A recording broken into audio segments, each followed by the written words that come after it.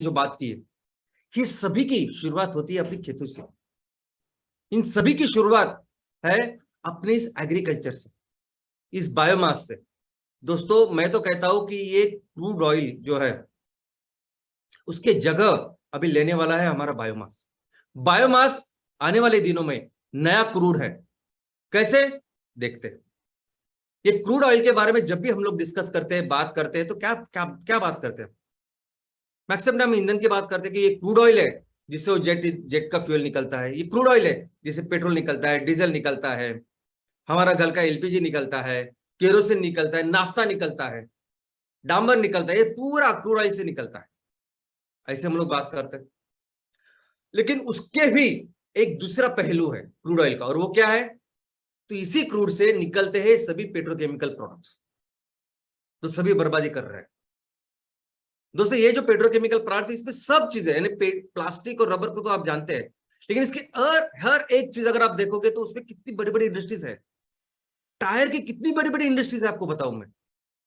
Colour paints की कितनी बड़ी बड़ी इंडस्ट्रीज है। ये जो फर्टिलाइजर, ये जो जिससे केमिकल, जिससे कैंसर फैलता जा रहा है, कहां से आता है? ये इससे आता है। ये कपड़े, ये आप जो कपड़े पहनते हैं ना, 80% कपड़े इससे आते हैं, आपको पता है? सिर्फ 20% कपड़े हैं जो हम लोग उगाते हैं एग्रीकल्चर, बाकी सभी कपड़े भी ये तैयार करता है। तो इतना सारा जब केमिकल्स बाहर आ रहा है, तो इसी वजह से ये सब कैंसर बढ़ रहा है ना। तो ये दूसरा एस्पेक्ट है, यानी कितनी सारी रिफाइनरीज तो सिर्फ इसके लिए तैयार है। यानी आपको कोई भी रिफाइनरी दिखेगी, आपको लगेगा ये रिफाइनरी तो इससे ईंधन बनता है। बहुत सारी रिफाइनरी सिर्फ पेट्रोकेमिकल प्रोडक्ट्स के लिए तैयार है, बन रही है, कर रही है आज की तारीख।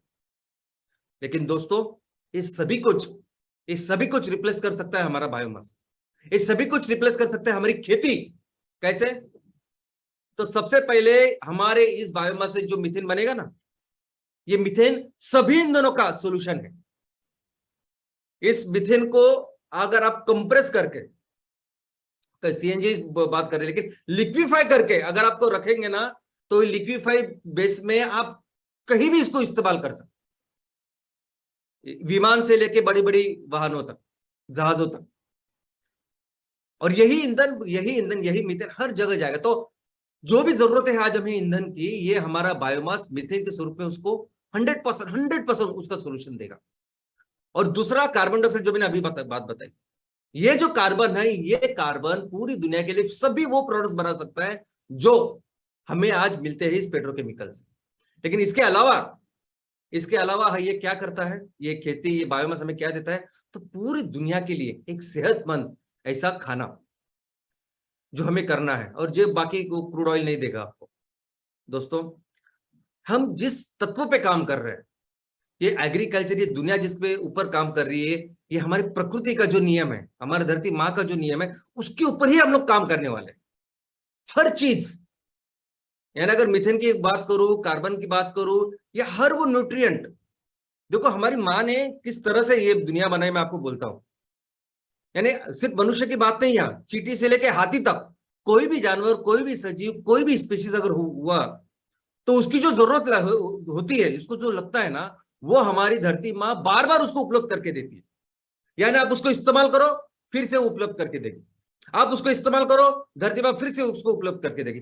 तो ऐसे ही तत्वों पर चलता आ रहा है ये संसार अभी तक, और इसको आगे लेके जाने के लिए ऐसे तत्वों पे काम करना पड़ेगा जिस तत्व के ऊपर हम लोग सब मिलकर काम कर रहे हैं। और दोस्तों मैं आपको बोलता हूं कि अगर किसी देश में बहुत सारा क्रूड ऑयल मिलता है, तो देश कितना अमीर होता है, और उस देश में जो लोग रहते हैं वो कितना अमीर होता है। कि अगर उस देश में आपको भर चाहिए, जितना चाहिए उतना ईंधन मिला है, तो कितना कितना अमीर, कितने अमीर वो लोग होंगे वो जिसमें वहां रहते हैं, कितना अमीर वो देश होता है जिसमें ये पूरे ऑयल एंड गैस होता है। तो दोस्तों तैयार हो जाइए, ऐसा ही अभी एक देश दुनिया का सबसे अमीर देश बनने वाला है, और वो देश है अपना भारत देश। ऐसे ही वो लोग, जिन लोगों को शायद आप आज ऐसे देख रहे हो, लेकिन वो आने वाले दिनों में सबसे अमीर बनने वाले हैं, और वो लोग हैं हमारे देश के किसान। और ये सब काम करेंगे हम, एमसीएल, हमारी पूरी फैमिली। तैयार हो जाएंगे।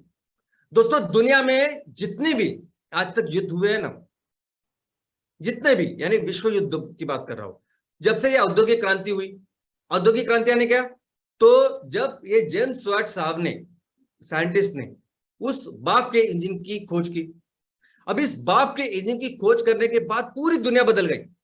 इंडस्ट्रियल रेवोल्यूशन चालू हुआ, औद्योगिक क्रांति चालू हुई, पूरी दुनिया उसकी तरफ भागने लगी जहां ये ऊर्जा है, ईंधन है, जिससे हम लोग ये इंजन चलाए। तो पूरी उसके बाद जो भी विश्व युद्ध हुआ है, जो भी युद्ध हुआ है दो देशों के बीच में, उसका कारण सिर्फ यही है। विश्व युद्ध 1 से लेके 2 से लेके ईरान इराक से लेके सब कुछ, इसका कारण यही है। आपको क्या लगता है कि अमेरिका की जो सेना है वो शांति प्रस्तापित करने के लिए इराक गई क्या? शांति प्रस्तापित विस्तापित कुछ नहीं है। पूरी अमेरिका की सेना almost decade, more than decade, इतने साल वो इराक में इसलिए थे कि इराक में इतना ऑयल एंड गैस है, वो ऑयल एंड गैस चाहिए था अमेरिका को, इसलिए वो सब हुआ। बाकी की जगह पे नहीं भेजेंगे वो अपनी सेना। यहां तक के आज हमारे सामने जो युद्ध चल रहा है रशिया और यूक्रेन का, उसका कारण क्या है? पूरी दुनिया में ये रशिया आज 10% ऑयल, क्रूड ऑयल सप्लाई करता है और नेचुरल गैस सप्लाई करता है।